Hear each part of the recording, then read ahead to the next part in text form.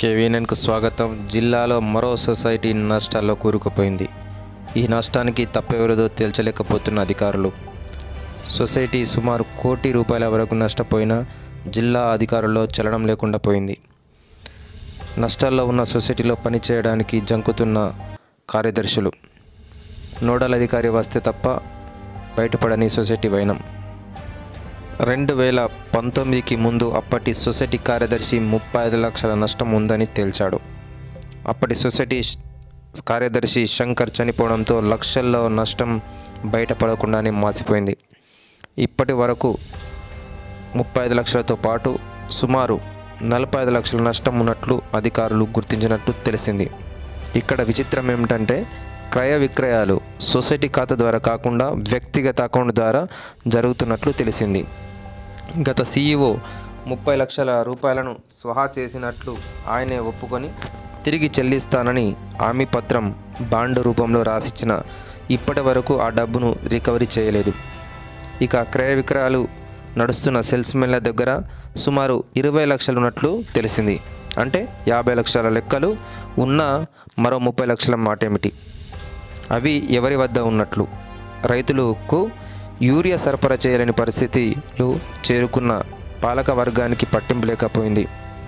మరి జిల్లా అధికారుల హస్తముందా లేక పాలక వర్గంలో ఎవరైనా సపోర్ట్ చేస్తున్నారా తేల్చాల్సింది అధికారులే.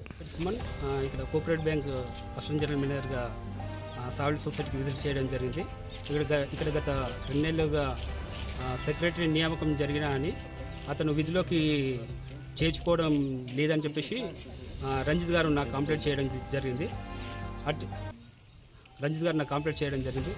అయితే ఇటు విషయాన్ని నేను ఇక్కడ చైర్మన్ సార్తో మాట్లాడేసి అసలు ప్రాబ్లం ఏంటి అని చెప్పి తెలుసుకోవడానికి వచ్చాను. అయితే ఇక్కడ రంజిత్ నేను సెక్రటరీగా చేయను సార్. ఒక సీనియర్ సెక్రటరీ ఇస్తే అతను అసిస్టెంట్గా చేయడానికి నేను ఒప్పుకుంటాను, కానీ నేను సెక్రటరీగా చేయను అని చెప్పి అతను చెప్పడం జరిగింది.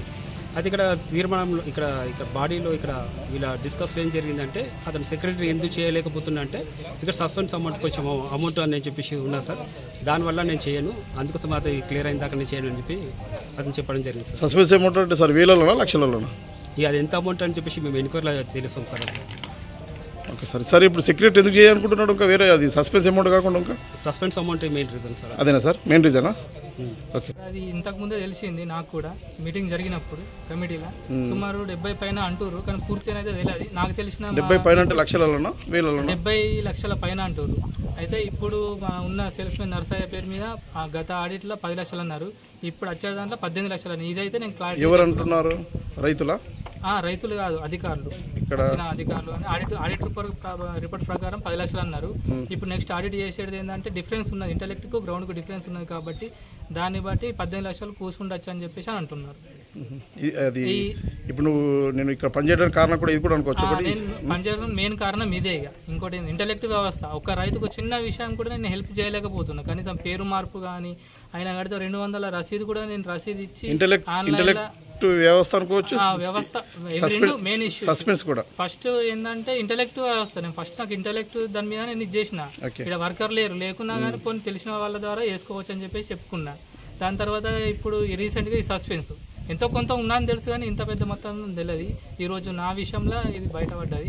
ఇంకా నాకు చెయ్యాలని భయం పడుతుంది, అంతే. భయంతోనే తప్పుకోవాలని అనుకుంటున్నా. లోపలికి ఎవరికన్నా ముందే నేను బయటపడతా అని చెప్పేసి అనుకుంటున్నాను.